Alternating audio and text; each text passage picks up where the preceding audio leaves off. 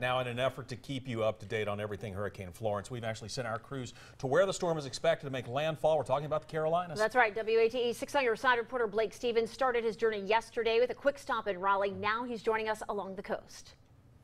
WATE 6 on your side reporter Blake Stevens here. I am in Little River, South Carolina. We're about 20 miles north of Myrtle Beach. And guys, take a look. What a beautiful day. The water is perfect. The sky is perfect. It's almost hard to believe that a major hurricane is making its way here to the East Coast. Coming up a little later, we'll show you some folks who have decided not to take the advice of state and local leaders and have decided to stay here and brave this storm right here on the coast. We'll see you live in just a few minutes, and for now, in Little River, Blake Stevens, WATE 6 on your side.